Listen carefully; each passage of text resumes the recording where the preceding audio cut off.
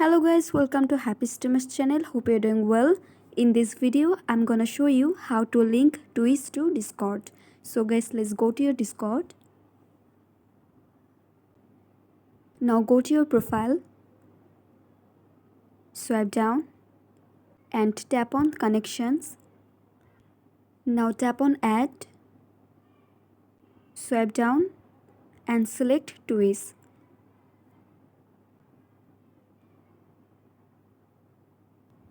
So guys, now you have to enter here your Twitch username and password.